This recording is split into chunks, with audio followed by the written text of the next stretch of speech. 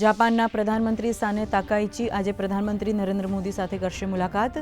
Bharat Japan વાર્ષિક શિખર સંમેલનમાં પરસ્પર સહયોગના તમામ પાસાઓ પર પણ કરશે ચર્ચા.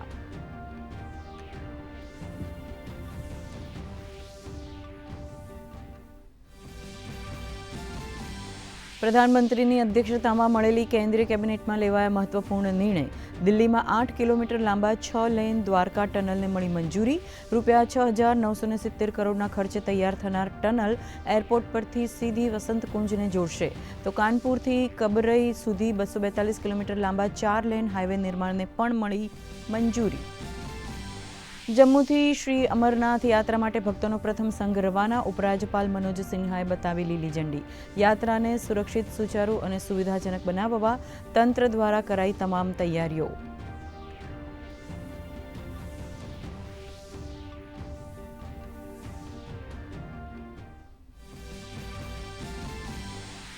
વીજ પોલ અને જમીન સંપાદન મુદ્દે સરકારનું નિવેદન. કહ્યું, તમામ સંગઠનોના અભિપ્રાય બાદ ખેડૂતના હિતમાં લાંબા ગાળાનો લેવાશે નિર્ણય.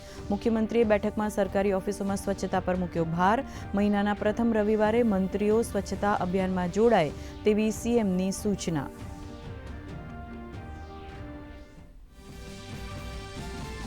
રાજ્યમાં આગામી 7 જુલાઈથી ઉનાળુ મગની ટેકાના ભાવે ખરીદી થશે શરૂ. રાજ્યમાં પ્રાકૃતિક ખેતીને પ્રાધાન્ય આપવા શરૂ કરાશે નેચરલ ફાર્મિંગનો કોર્સ. નેચરલ ફાર્મિંગ બીએસસી અને બીએસસી એગ્રીકલ્ચરની સમકક્ષ ગણાશે.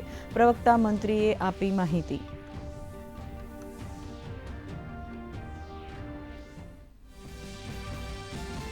રાજ્યના આર્થિક પાટનગર અમદાવાદને નવા મળ્યા પોલીસ કમિશનર. આઈપીએસ અધિકારી અનુપમસિંહ ગહેલોતની અમદાવાદ પોલીસ કમિશનર તરીકે નિમણૂક. 1997 બેચના આઈપીએસ અધિકારી ગહેલોત સુરતના પોલીસ કમિશનર તરીકે હતા કાર્યરત.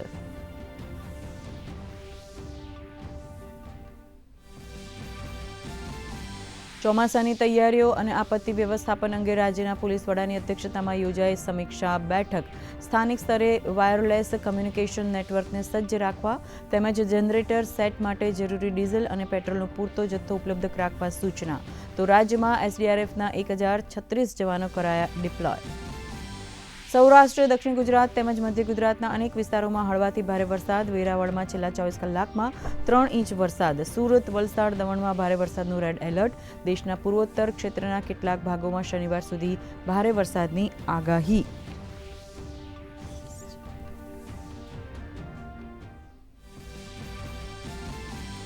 અમેરિકા અને ઈરાન વચ્ચે કતારની રાજધાની દોહમાં વાર્તા. ટ્રમ્પને વાતચીતમાં પ્રગતિનો કર્યો દાવો. કહ્યું, યોગ્ય દિશામાં ચાલી રહી છે ઈરાનના પરમાણુ કાર્યક્રમ સમાપ્ત કરવાની પ્રક્રિયા.